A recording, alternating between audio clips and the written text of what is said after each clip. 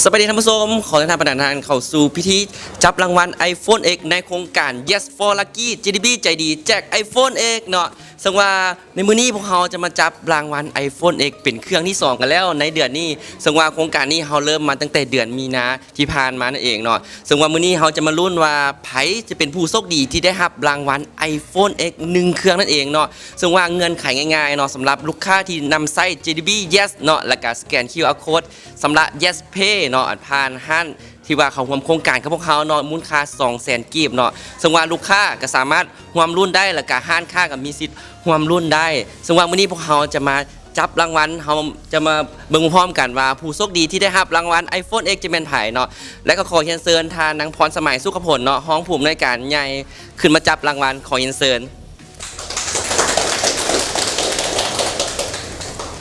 จะนอนซึ่งว่าตัวนี้เขาจะหมุนกันก่อนนอนซึ่งว่าเดือนนี้พวกเขาจะมาจับ1รางวัลเนาะซึ่งว่าเป็นเครื่องที่2ของโครงการพวกเขาเนาะเอาในหลายคนกะใจจดใจจออยู่ว่าผู้โชคดีจะเป็นไผ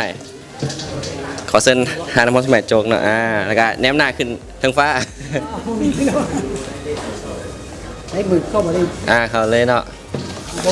ตัวนี้เขาจะมาลุ้นพร้อมๆกันว่าผู้ใดที่เป็นผู้โชคดีที่ได้รับรางวัล iPhone X เครื่องที่2ของโครงการนี้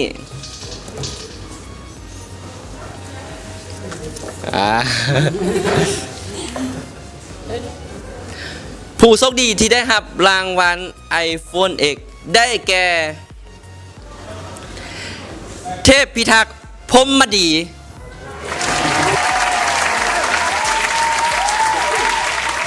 เจ้าเนาะสำหรับผู้โชคดีที่ได้รับรางวัลก็คือเทพพิทักษ์พรหมดีนั่นเองเนาะขอแสดงความยินดีนำเนาะและก็หากท่านใดที่ว่าอยากร่วมรุ่น iPhone X กับพวกเราเดือนต่อไปซึ่งว่าตอนนี้ยังมีเหลือ2เครื่องนั่นเองเนาะเพียงในทานนำไส้ JDB Yes และก็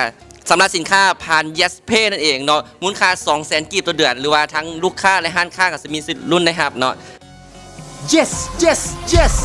JDB Yes Mobile Banking แจก iPhone X ทุกเดือนกับโครงการ Yes for Lucky โปรโมชั่นดีแจก iPhone X ดาวน์โหลดแอป JDB Yes พร้อมนำไส้แอปฮับโซก2สั้นโซกสั้นที่1โหลดปุ๊บฮับปั๊บบิ๊ก JDB 1 ก้านที่สัมพันธ์หน้าจอได้เพียงแต่ท่านดาวน์โหลดแอป JDB Yes ไม่เท่านั้นโซกสั้นที่2รุ่นหับรางวัลโทรศัพท์มือถือ iPhone X ทุกเดือนเงื่อนไขเพียงแต่ท่านจ่ายหรือสำหรับผ่าน Yes Pay สะสมหลายกว่า 200,000 กีก็มีสิทธิ์รุ่นหับ iPhone X ทุกเดือนเริ่มแต่มื้อนี้เป็นต้นไปจนถึง19 กรกฎาคม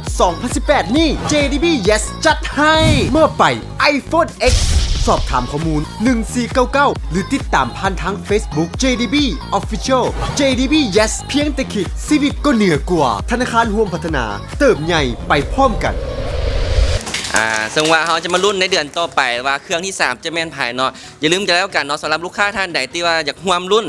iPhone X กับพวกเขาเพียงทานสำหรับสินค้าผ่าน Yes Pay และการนำไส้ JDB Yes ให้กันหลายๆเนาะซึ่งว่าทางห้างค้าและลูกค้าก็สามารถรุ่นได้เนาะซึ่งว่าตอนนี้พวกเขาทีมงาน JDB ต้องขอลาไปก่อนสบายดี